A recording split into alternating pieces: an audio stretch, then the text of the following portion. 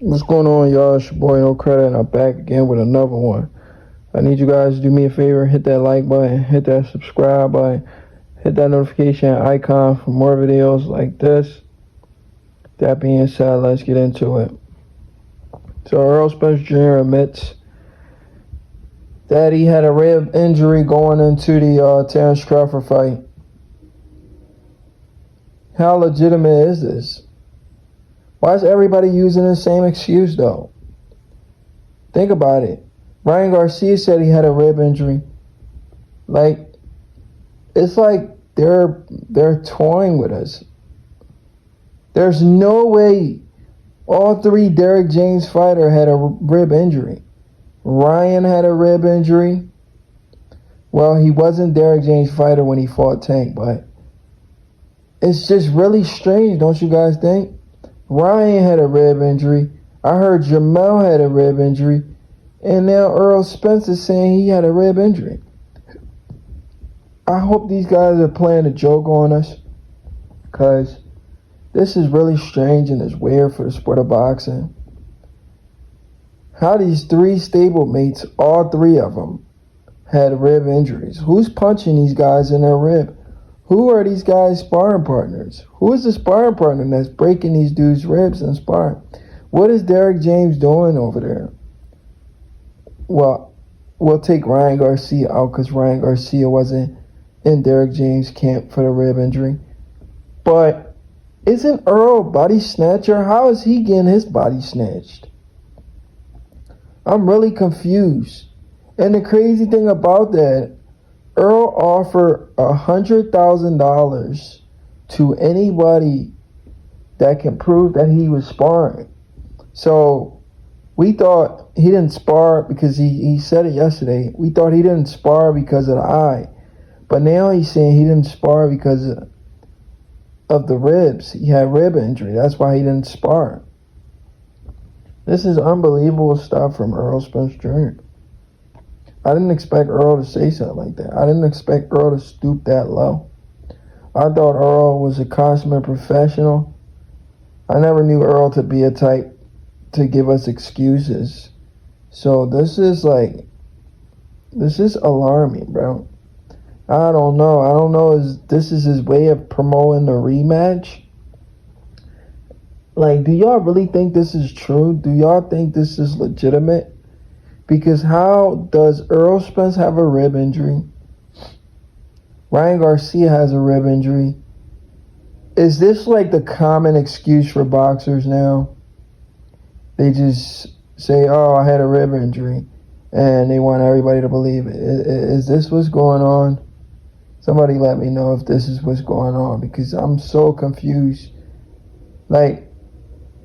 All of these fighters are claiming the same injuries. How? Who is punching these dudes in their ribs? Especially Errol Spence. He's the one breaking people's ribs. So let me get this straight. This is funny, actually. I don't want to knock a guy when he's down, but this is actually kind of funny, because how does the eye collector get his eye snatched? How does the eye collector, right, and the body snatcher, bone breaker, bone collector, whatever y'all call them, how does the eye collector, bone collector, get all of those snatched? He gets his eye snatched, his rib snatched. That means he got his bone collected and his eye collected. This is unbelievable. It's literally live by the sword, die by the sword. Everything people said Errol Spence did to people, and it ended up happening to him. Either Errol Spence is trolling us, or this is a sad way to promote the rematch to get people interested. Man, Errol Spence wasn't 100% when he fought Terrence Crawford. He's going to make sure he's 100% now. Gullible people are going to believe that. This is like Deontay Wilder 2.0. Just sit down and think about it. And if you're an Errol Spence fan, I hope you're watching this video and listening. This is Deontay Wilder 2.0. This is how they're going to sell this fight to us, pretty much. And it's really sad that they got to stoop this low to do this. Because this take credit from Crawford, but this also puts pressure on the back of Errol Spence. Now Errol Spence has to go in there and he has to show us that was the problem. He has to do better. So if he goes back in there with Terrence Crawford and he doesn't do better, he looks really bad. Because this is what I was thinking for the Deontay Wilder versus Tyson Fury fight. Deontay Wilder said all of this crazy nonsense, right? He goes into the Tyson Fury fight, right? He goes into the Tyson Fury fight and get beat. And, you know, he get beat and all those excuses are put to bed. He said Tyson Fury gloves was loaded. He had egg weight in his glove. All kinds of stuff, right? Deontay Wilder going into the second fight and the third fight, all he had to do was have somebody in Fury's dressing room, right? And he failed to do that. You know, because if you feel like this guy cheated, why won't you do something to prevent this guy from cheating? That goes to show you Deontay Wilder probably made all of that shit up just to get us to buy the rematch. He literally milked the fans, and people fell for it. I was one of those guys who fell for it. I literally fell for Deontay Wilder bullshit because I was too much of a fan of Deontay Wilder. I'm like, yeah, Fury cheated, bro. Don't be like the old me who fell for Deontay Wilder bullshit that Tyson Fury had egg weights in his gloves and he paid all of these people off to help him cheat and all of this bullshit that went on. Why wasn't Deontay Wilder? If he knew that happened, this is my problem with the situation, right? How do you know this guy did all of this shit and you weren't able to prevent him from doing that?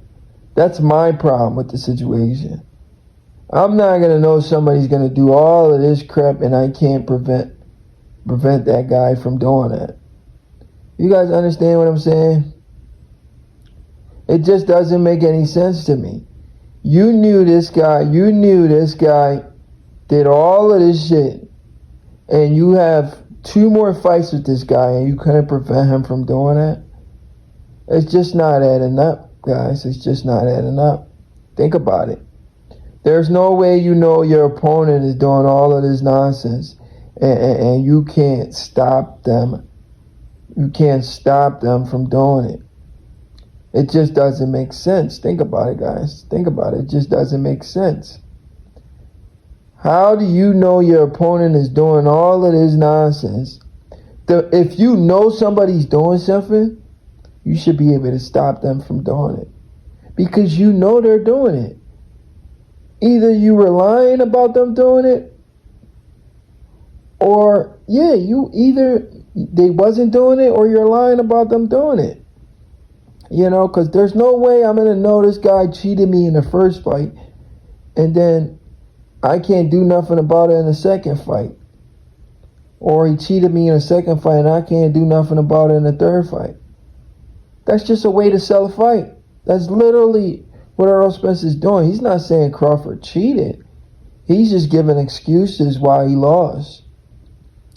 And that's the crazy part. He's giving us excuses why he lost.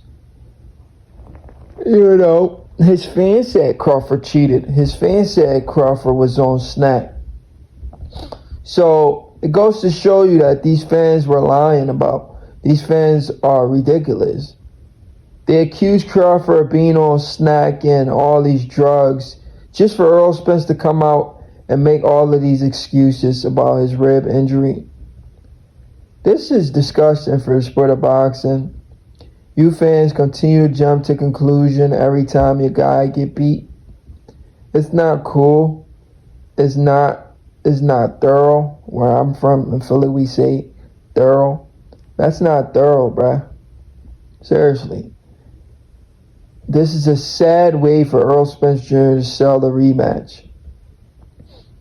He was better off saying Crawford won, Crawford is the better man. But to come out with all these excuses and even willing to bet $100,000, it's ridiculous, y'all. It really is. It really is ridiculous. And I'm disappointed in Earl. If I ever had respect for Earl, all that respect is taken away. Anyway, it's your boy No Credit, and I'm out. Do me a favor, hit that like button, subscribe button for more videos like this. It's your boy. It goes to show you these guys, they put a jacket on Terrence Crawford for no reason. They lied and said Crawford was on snack. Whole time, Earl is saying he wasn't the same. So we don't know what to believe anymore. It is what it is.